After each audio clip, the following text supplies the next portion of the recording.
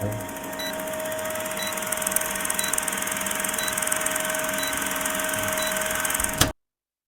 Everyone, आज की class में हम लोग देखेंगे कुछ क्वेश्चन सॉल्विंग का केस। सर्कुलर मोशन जो थियरी हम लोग देख रहे थे उसमें से रिलेटेड कुछ क्वेश्चंस हम लोगों के आज, क्योंकि थियरी से सिर्फ हम लोगों का थियरी सफिशिएंट नहीं है, उसके लिए ज़रूरी है कि कुछ प्रॉब्लम सॉल्विंग का स्ट्रेटजी भी हम लोगों को पता होना चाहिए।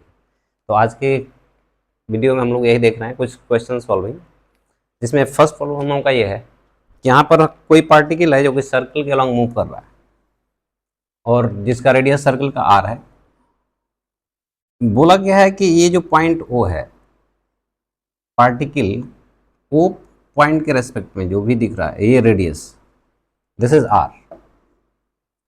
ये रेडियस वेक्टर पार्टिकल का with respect to O, this is rotating with constant angular speed omega.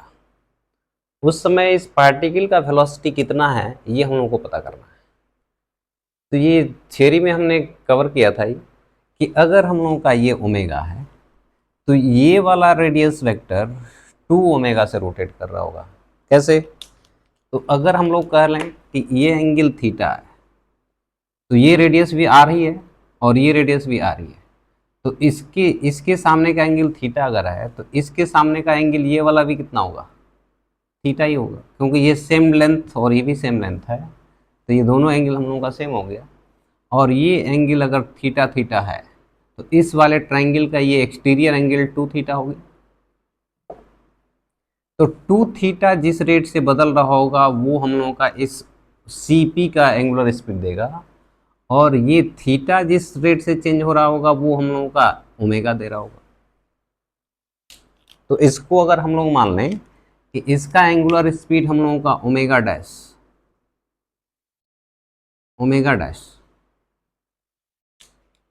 तो अब ओमेगा डैश और ओमेगा का रिलेशन अगर देखें तो omega is D theta by D T, और ओमेगा डैश कितना हो गया? D by D T of 2 theta, क्योंकि ये 2 थीटा है हम लोगों का, which is 2 times D theta by D T. इसका मतलब ओमेगा डैश का वैल्यू हम लोगों का 2 टाइम्स ऑफ ओमेगा। ये हम लोगों का इसका एंगुलर स्पीड आ गया। और अगर हम लोग का रेडियस का एंगुलर स्पीड यानी कि ओमेगा हम लोगों को पता हो तो इस पार्टिकल का वेलोसिटी v कितना लिख सकते हैं हम लोग? That's why v equal to capital R into omega dash, and this one is 2 omega which is 2R into omega. ये हम लोगों का पार्टिकल का स्पीड इस इंस्टेंट पर हम लोगों का ये। इसी क्वेश्चन का दूसरा मेथड हम लोग देख सकते हैं, जो वो भी शॉर्ट में हम लोग क्वेश्चन किए थे, इसी का थोड़ा सा लॉन्गर मेथड है, बट ये यूजफुल मेथड हम लोगों का ये भी है। यहाँ पर अगर हम लोग ये ओ को ओरिजिन मान लें और इसके रेस्पेक्ट में दो एक्सिस हम लोग एक्स एक्सिस और वाई एक्सिस डिफाइन कर लें, तो ये हम लोगों का ओ पी एक पोजीशन वेक्टर हम लोग आर डिफाइन कर रहे हैं।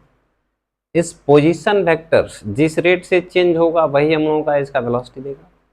तो बेसिकली हम लोगों का ये position vector in terms of theta हम लोग लिख रहे हैं।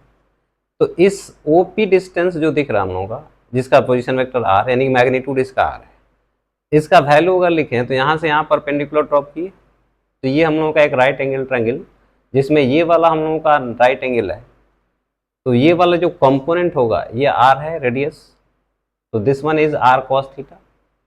आर कॉस थीटा अगर ये है तो ये वाला भी हम लोगों का आर कॉस थीटा ही होगा इस वाले ट्रायंगल से, क्योंकि ये एंगल भी थीटा था। तो ये टोटल डिस्टेंस हम लोगों का 2r cos थीटा यानी ओपी का वैल्यू है 2r cos थीटा। अब ये हम लोगों का एक्स एक्सिस और ये वाई एक्सिस, और ये एक वेक्टर है जो कि एक्स एक्सिस से थीटा एंगल पर है, तो ये थीटा एंगल पर जब होगा तो इसको हम लोग दो कंपोनेंट में ब्रेक कर सकते हैं, आर कॉस थीटा और आर साइन थीटा। अब आर की जगह पर हम लोग लिख सकते हैं 2r cos थीटा, ये लिखा हुआ है। इस cos थीटा को यहाँ अगर मल्टीप्लाई कर दें तो ये cos स्क्वायर थीटा और ये cos theta into sine theta, cos into sine theta के साथ ये अगर 2 जाएगा तो ये साइन 2 थीटा हो जाएगा, और इसके साथ हम लोगों का 2r रहेगा, तो ये actually r into sine 2 theta j cap हो गया। अब ये हम लोगों को मिल गया पोजीशन वेक्टर। इसी को जब हम लोग डिफ्रेंशिएट कर देंगे तो हम लोगों को ये वेलोसिटी वेक्टर मिल जाएगा। डिफ्रेंशिएट करने से वेलोसिटी हम लोगों का D R by D T, two R तो कॉन्स्टेंट ही है, कॉस स्क्वायर थीटा का डिफ्रेंशिएशन, ये हम लोग डिफ्रेंशिएशन जो कि काइनेमेटिक्स में पढ़े होंगे उसके बेसिस पर, टू कॉस ऑफ थीटा और फिर कॉस थीटा का differentiation minus sine theta, minus sine theta, ये तो थीटा के रेस्पेक्ट में, हम टी के रेस्पेक्ट में डिफ्रेंशिएट करने जा रहे थे तो ये चेन रूल अप्लाई होगा। तो पहले थीटा के रेस्पेक्ट में डिफ्रेंशिएट किए और फिर थीटा को टी के रेस्पेक्ट में, तो ये हम लोगों का कॉस स्क्वायर थीटा का डिफ्रेंशिएशन हो गया minus two cos theta into sine theta. अब इसको डायरेक्टली याद भी रख सकते हैं।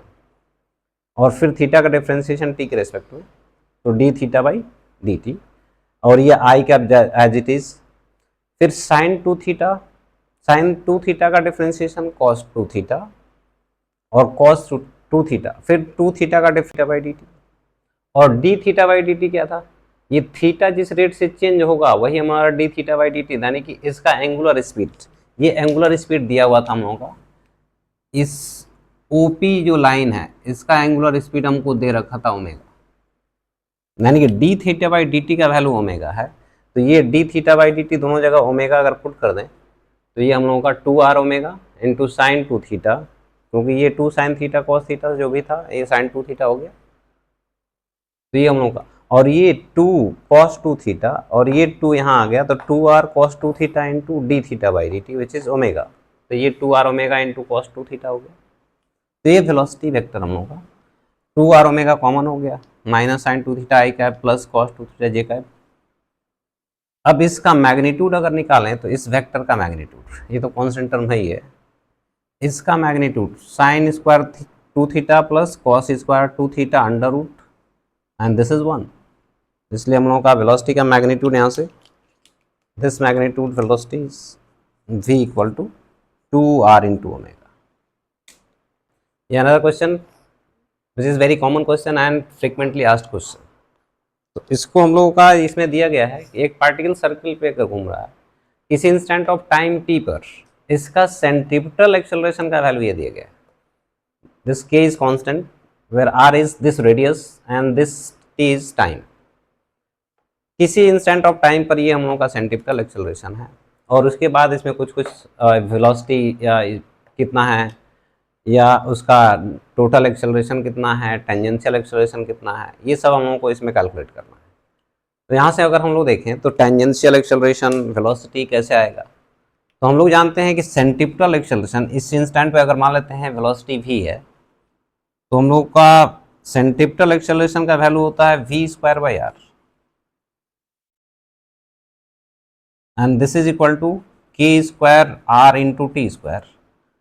इसका मतलब यहाँ से v स्क्वायर का वैल्यू हो गया k square r square into T square, this imply that v equal to k r into T, this is the velocity. अब वेलोसिटी जिस रेट से चेंज हो रहा होगा वही हम लोगों का इस डायरेक्शन में एक्सेलरेशन होता है which is called tangential acceleration. तो यहाँ से टेंजेंशियल एक्सेलरेशन का वैल्यू, टेंजेंशियल एक्सेलरेशन इज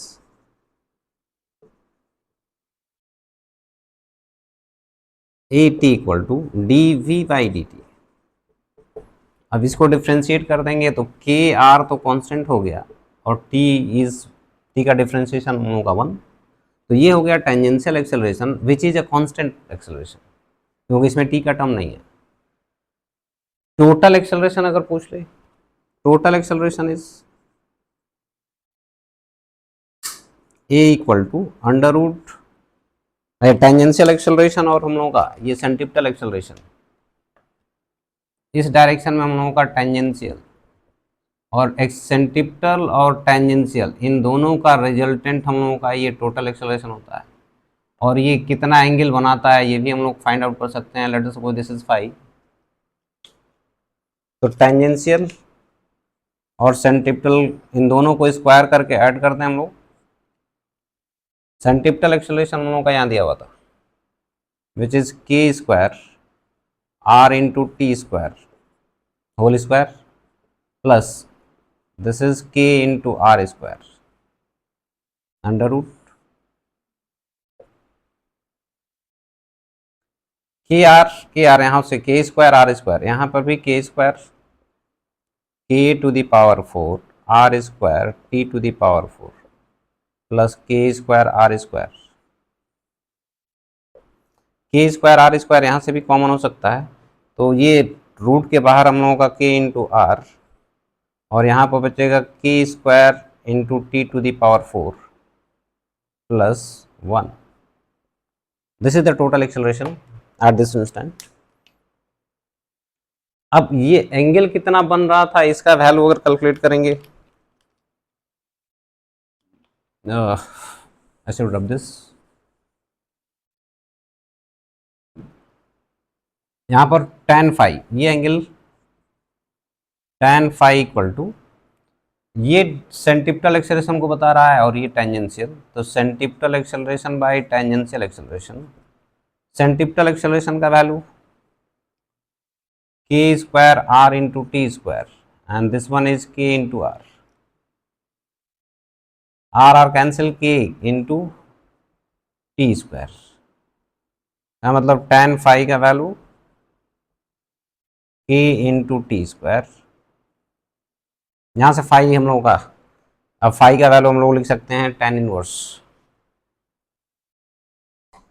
और फाई इक्वल टू